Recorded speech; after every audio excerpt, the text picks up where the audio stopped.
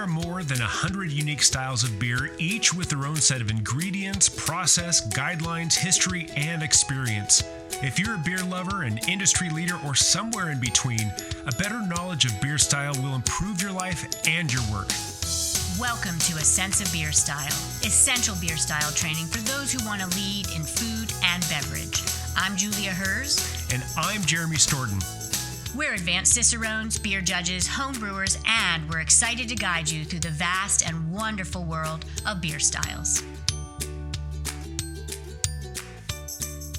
All right, Jeremy, it is the Prepisode to share with our listeners a little bit about us and how we approach the world of beer and our lens to it. So why don't you give me a little bit of your origin story and how you got into all of this? The short version of that origin story is I did not know or care about beer. And it was a buddy homebrewing that kind of got me curious. And I moved to just outside of Bend where the beer was incredible. And so little by little, despite my resistance, I got into beer. And I've shared the story before. What actually made me decide that, no, I need to work in beer, I need to lead in beer, was watching a wine documentary. Just the way that they talked about it, it's so much more than the beverage. That's what really grabbed me and held on. And so that's really what my work is about today, is creating that, diving into the craft and the culture of beer and helping everyone just do a better job with it. I love that answer, and very higher level. We could always do a 2.0 version of this to get more in depth. And if you were to toss me the baton and ask me that question, I'd love to be as eloquent and efficient. I will try. The gist is I, since before I was 10 years old, always had beer on my mind. I had a foodie-minded dad and a beer can collecting brother. And together between them and my mom, we would all kind of schlep down to D.C., the district, across the district line from Maryland in the suburbs, and go to the Brickskeller when I was little. And my brother was happy because he was getting hard to get beer cans. And the Brickskeller had more than 500 beers on the menu. And I'm talking like in the 80s. And this was an establishment where you go down the stairs and it's dark and there's corners to turn around in, little rooms with different lighting. And the beers were so prolific and so fascinating. And you just never could guess what people were going to drink and enjoy or, say on their label or their bottle. So my parents would always be happy because they were drinking beer. They'd pair it with food. My brother was happy because he was getting more beers for his collection. And I was learning about different beers in different packages, in different styles from a very early age. And then I started home brewing in my 20s. And then there's a lot more to the story after that we can always get to. But so now, Jeremy, in terms of experience and credentials, let's get people minded to what they can achieve. And they certainly, anyone listening can achieve way more than I have achieved. And we're each on our own journey. But Jeremy, you are quite prolific, and it's an honor to be your partner in crime in this A Sense of Beer Style show. What do you have under your belt right now for experience and credentials, and where do you want to take it? Well, thank you, Julia. I think most people really know your name, and I'm relatively unknown at this point. But what the question really is, why should people listen to us? Why should people listen to the Stylecast, and what can they learn? My background goes all the way back, like I mentioned, to that buddy who was homebrewing. I started homebrewing in 2007. And in 2016, I took a class offered in Bend to get a certificate in brewing from the Institute of Brewing and Distilling based out of London, the IBD. That class, was taught by a retired brewmaster of Deschutes Brewery who had a PhD and wrote a lot of scientific papers on the science of brewing for the industry. And so to say that I learned more than just how to brew is putting it mildly. It pretty much was over my head a lot of the times. And I also got certified and became a BJCP judge, a beer judge certification program. I'm a certified judge and got my certified Cicerone around that same time. And just recently, you and I went and became advanced Cicerones. And knock on wood or knock on glass, As of this recording, there are 147 of us in the world, and then there are 19 master Cicerones. So there's not a lot of people who have or care to go after the amount of beer knowledge that you and I have crammed into our skulls at this point. But I think more importantly, what I want to get across, especially with the Stylecast, is my experiences working in restaurants in the service industry, and learning how to do things a better way, and visiting those places that where they're just not that good. This is a very selfish project for me. When I go out, I want to have better service, better food, better beer. And so if I want that, then I need to do something about it. So that's why I'm here doing this. How about you, Julia? And I love everything you just shared. I'll add to it on top of that. I want to learn more. So my journey in beer has always been a bit of a struggle. I didn't know until 2019 that I have dyslexia, which there's a spectrum of dyslexia as well. And I'd probably have to get further executive function testing to really figure out how I learn and what I perceive compared to the main population. But so I've always had a real hard time studying, testing. Style guidelines to me were a true blow your mind, tough thing. First time I sat for Cicerone certified level, I did not pass. First time I sat for Master Cicerone, I did not pass. And, that kicked me down to advanced. And the first time I sat for advanced, I didn't pass. So then that's where I knew something was kind of off in the way that I was being asked to repeat the information, as well as the way I was expected to retain it. So anyway, in this A Sense of Beer Style show, I'm super excited to continue to further my beer journey, and then also help others get to the resources quickly and get to the authoritative, reliable information that you can spend years or a lifetime trying to find that's out there. So I've done it all. I've worked in beer. I worked at Redstone Meadery, worked at the National Association Brewers Association. I'm on my third tour of duty now. I am a certified beer judge, advanced Cicerone, as I've just mentioned, tip certified trainer for many years, although that's lapsed at this point. And I've been a judge at the Great American Beer Festival, or volunteered or stewarded, frankly, since 1995 in some form, and taken many a sensory class and sat through many advanced training. So I'm just excited to further my journey while we all on this journey together continue to learn more.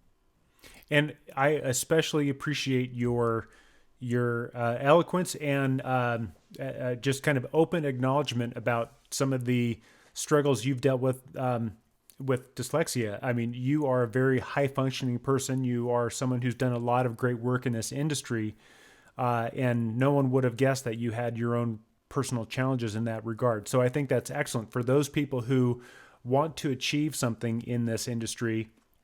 It's possible. There's just different ways of doing it. Myself, I don't have those challenges, but I'm very kinesthetic and I'm very visual. So sitting in front of a spreadsheet of just numbers to memorize the beer stats, that was not going to work for me. I had to basically create a study guide. I had to look for patterns. I had to go through the story of the beer so that I understood the beer. And so hopefully we can approach this in a way that is meaningful to a lot of people out there. Yep. And in my way of learning, I had to I created what I feel is a version of the deductive wine tasting method, but for beer. And I call it the A to Z to Beer Styles. It is on craftbeer.com.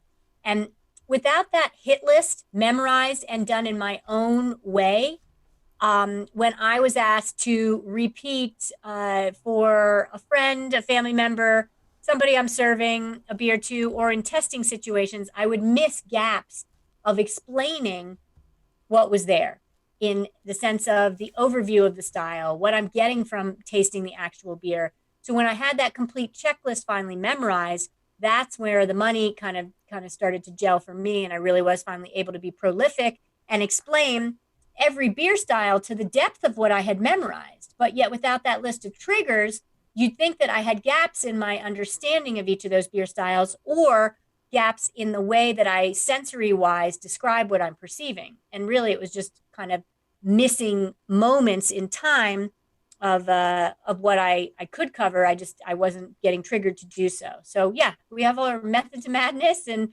we're going to use BJCP, Beer Judge Certification style guidelines as a base, and that as a checklist as well, which is very helpful. And so, Jeremy, with that, to kind of wrap up a little bit about us and where we're coming from and the approach for a Sense of Beer style show, you know, give me one of your favorite beer experiences, and then can you lead it into why a Sense of Beer style cast? I've had so many wonderful experiences. I think, generically speaking, I've had a number of these experiences where I sit down and taste a beer, and the clouds part and the angels sing, to be metaphorical. But one of my favorite experiences, it was the very first time I tasted a Duvel, a Belgian Golden Strong. It's very light, strong alcohol, about 6 to 7.5%. Low bitterness. It's just a delicious beer. I happened to be in Madrid, Spain, and I poured this beer. It was a fresh sample because I'm in Europe, and it was right there. And we were in Spain, and I was one of the two people in the group that kind of sort of spoke enough Spanish to get by. And so we had to go down to meet with some friends that only spoke Spanish. Their English was bad, our Spanish was bad, but somehow we made it work. And so I'm sitting there having this moment with this beer I've never tasted before, and it was so good that it was pulling all of my attention into the glass. Meanwhile, I'm trying to listen to the Spanish and try to interpret and communicate, and it was a funny experience because I couldn't pay attention to the conversation because of the beer, and I couldn't pay attention to the beer because of the conversation, and it just became a big funny joke. But I've had so many experiences like that where the beer was just so good and so overwhelmingly positive that I just couldn't think about anything else. And that's really why I got into beer. That's why I've done a lot of different things in my career, and I got into beer because this matters. This is meaningful, and there's something beyond that as well. Why the Sense of Beer style cast is because we need to learn the foundation of what beer is and what beer can be, so that we can do a better job. I mentioned this before that this is partly selfish. I want to be able to go out and have a great experience like this on a weekly basis. But we need people to learn this stuff and really appreciate it for what it is. Yeah, but great. I'm going to ask you the same question, though. Yeah, and I love it. I listen with intent. And in terms of experiences for beer, it is about more than just what's in the glass. And you kind of triggered organically in my mind an experience I had while I was testing for Master Cicerone, in one of the times I sat for it. And Don Feinberg from Van de Boog de Wolf, who is an incredible, maverick in beer and is responsible for many of the specialty imports, him and his wife, Wendy, that we are now privy to in the U.S. They brought in a lot of great beers. He was the tester for the beer and food pairing in-person demonstration the first time I took Master Cicerone. And I really did not know it was hitting me moment by moment in the 2 days that I sat for that. And I remember that without giving away too much in that experience for how Cicerone tests you, in front of Don, he was pushing me to describe better what was in the glass and how it worked with the pairing that he had presented to me or not. And I literally just looked at him at one moment in that interaction and I said, trying to describe beer pairing, or pairing we'll leave it at, is like being blind, meaning visually impaired, and not having reference to the primary colors. And it really triggered so much in my head of learnings, like, think of prime numbers. They're like the basic taste, right? Sweet, salty, sour, bitter, umami. Oleogustus is emerging. Metallic is on the list now too. And those are the prime numbers. And then you get your factors in math. And as soon as you get your factors in math, it is clear where those numbers go. I love that grounding. But in pairing, it's like being blind, and I never described yellow. I've never described blue. And no one can tell me the definitive way to do that if I can't see in the first place. So that triggered a whole thing of setting up me trying to be able to properly have the lexicon in my mind to connect mind to palate connection, what my palate was factually tasting, and have my mind not be biased, not like make up a gossipy story, but factually, sensory wise describe what I was getting interaction wise between beer and food. And that's when I started to lead in beer and food and more of my, sensory education journey. So, and of course, write your book on beer pairing, ironically. Yes, co-authored my book, Beer Pairing, still available. Very excited that that's still in print and in paperback now. And why Sense of Beer Stylecast is exactly that. That moment in time I just described was probably 10 years ago, but my journey still continues and I'm still learning every day. And so we need, I think, a Stylecast that gets us out there to really give people a quick hit, each beer style or a beer style category. So you just have that one place that's authoritative and reliable to reference. And then these individual, prepisodes are we can riff, Jeremy and I, your buddies, your advanced Cicerone buddies, and your guides and, that want to take you down the journey can talk and riff on all of the things we know about very specific individual topics that you will see in the list as we record these shows. So that's a lot. Hopefully that whets your appetite, though, for some really good journeying and learning. I kind of combined the words there. And I'm just grateful for the experience to get to record this show. So should we toast and leave it at that? Absolutely. Cheers. Thank you so much. Chin chin. Thank you for listening to A Sense of Beer Style, the essential beer style training for those who want to lead in food and beverage. With advanced Cicerones, me, Julia. And me, Jeremy. Tune into the next episode as we continue exploring the world of beer styles and what to make of them. We encourage you to listen to the Prepisodes to build your foundation and better understand beer styles. And before the next episode, I'd like to ask you to review the show and let us know what you'd like featured in upcoming episodes. Until next time, here's to you and your sense of beer style. Thank you for listening. Cheers.